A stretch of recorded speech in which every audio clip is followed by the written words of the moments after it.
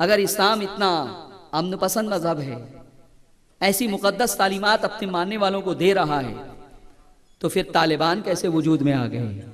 القاعدہ کیسے وجود میں آ گئے؟ داعش کیسے وجود میں آ گئے؟ سپاہ صحابہ کیسے وجود میں آ گئے؟ لشکر طیبہ کیسے وجود میں آ گئے؟ یہ داڑھی والے، یہ ٹوپی والے، یہ عرب کی وادیوں میں خون بہا رہے ہیں، خون کی ہولی کھیل رہے ہیں اور بڑے دردناک طریقے سے قتل کر رہے ہیں۔ ایک دہشت طاری ہے دنیا کے اوپر، ایک دہشت طاری ہے دنیا کے اوپر۔ میرے عزیزوں اور میرے دوستوں، میں دنیا کے سامنے کلیئر کٹ، صاف طور پہ، واضح طور پہ، غیر مبہم طریقے سے یہ واضح کرنا چاہوں گا کہ یہ جو ملا ہیں، یہ جو ایک پرابلم بن گئے ہیں پوری دنیا کے لیے، یہ صرف دنیا کے لیے پرابلم نہیں ہے، یہ خود اسلام کے لیے بھی پرابلم ہے۔ پیغمبر عرب نے اس گروہ کی پیشن گوئی اپنے دور میں فرما دی تھی کہ ایک گروہ ایسا پیدا ہوگا۔ کیا فرمایا؟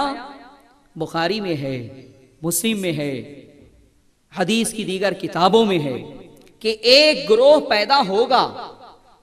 سرکار نے فرمایا کہ وہ بہت نماز پڑھیں گے، وہ بہت روزہ رکھیں گے، وہ بہت تلاوت کریں گے، وہ بڑے عابد ہوں گے، بڑے زاہد ہوں گے، لیکن فرمایا یمرقون من الدین کما یمرق السهم من الرمیہ، کہ دین سے اس طرح سے نکل جائیں گے جس طرح سے تیر شکار سے نکل جاتا ہے۔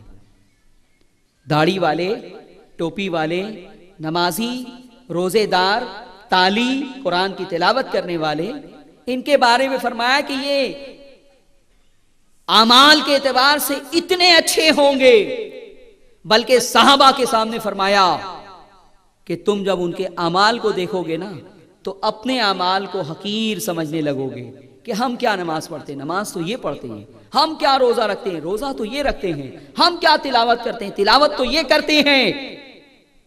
لیکن پیغمبر عرب نے فرمایا کہ وہ یمرقون من الدین، اور مسلم شریف میں یہ روایت امام مسلم لائے ہیں تو دین کی جگہ اسلام کا لفظ لائے ہیں کہ یمرقون من الاسلام کما یمرق السهم من الرمیہ، دین سے اس طرح سے نکل جائیں گے جس طرح سے تیر شکار سے نکل جاتا ہے۔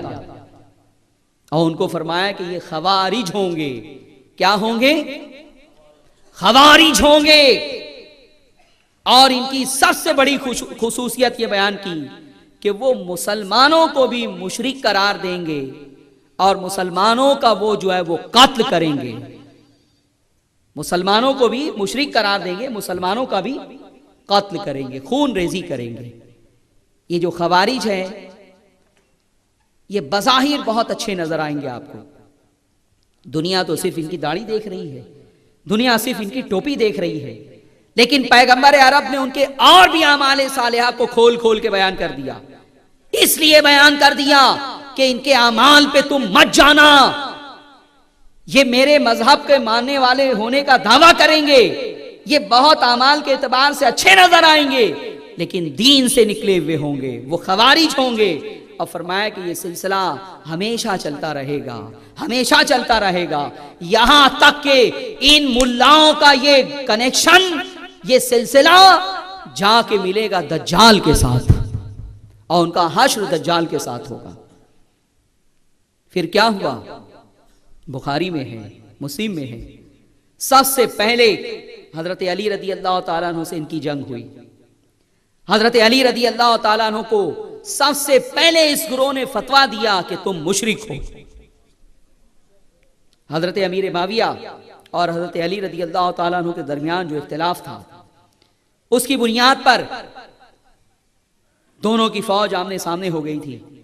میدان جنگ میں صلح کی کوشش کی گئی اور دو لوگوں کو حکم بنایا گیا، فیصل بنایا گیا، جج بنایا گیا۔ ایک طرف عمرو بن عاص تھے حضرت امیر معاویہ کی طرف سے، اور حضرت علی کی طرف سے حضرت ابو موسیٰ اشعری تھے۔ یہ دونوں کو جو ہے کہا گیا کہ یہ دونوں حکم بنیں گے، فیصل بنیں گے، یہ جو فیصلہ کریں گے اس کی بنیاد پر یہ جنگ جو ہے وہ نہیں لڑی جائے گی، آپس میں مصالحت ہو جائے گی۔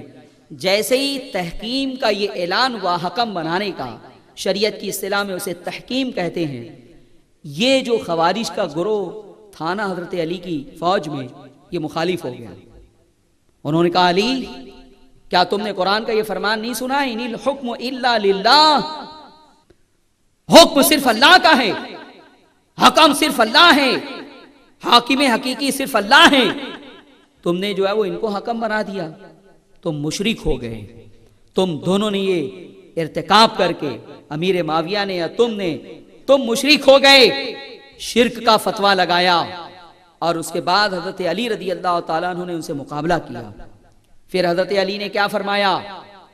حضرت علی نے فرمایا کہ یہ لوگ خوارج ہیں، یہ نماز پڑھتے ہیں، روزہ رکھتے ہیں، حج کرتے ہیں، زکوٰۃ دیتے ہیں، اعمال کے اعتبار سے بڑے اچھے ہیں، لیکن حضرت علی نے فرمایا کہ میں نے رسول اکرم صلی اللہ علیہ وسلم سے سنا ہے کہ جو ان افراد کو قتل کرے گا اس کے لیے جنت کی بشارت ہے.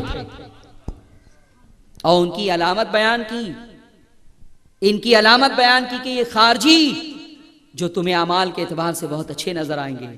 فرمایا کہ ظاہری علامت، ایک علامت تو یہ ہوگی کہ ان کا عقیدہ یہ ہوگا کہ صرف ہم موحد ہیں، ہم مومن ہیں، ہم مسلمان ہیں، باقی پوری دنیا مشرک ہے. شرک کا فتویٰ خوارج نے سب سے پہلے حضرت علی کو دیا، اور یہ تانا شرک کا آج تک علی کے غلاموں کو سننا پڑ رہا ہے. سمجھ میں آئی بات؟ آج تک شرک کا یہ تانا ہمیں سننا پڑ رہا ہے. میرے عزیزوں اور میرے دوستوں، حضرت علی رضی اللہ تعالیٰ عنہ نے ان سے قتال کیا، اور آقا علیہ الصلوۃ والسلام نے خود اس گروہ کے بارے میں جو فرمایا وہ میں آپ کو سنا دوں. ان کا تعارف پیش کیا.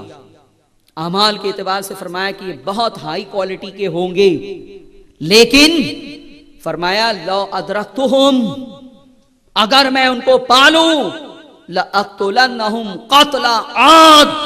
پیغمبر عرب فرما رہے ہیں، رحمت للعالمین ہیں، فرمایا کہ یہ خون ریزی کرنے والا گروہ خوارج کا، فرمایا اگر میں اس کو پالوں گا تو اس طرح سے میں قتل کروں گا جس طرح سے قوم عاد کو قتل کیا گیا.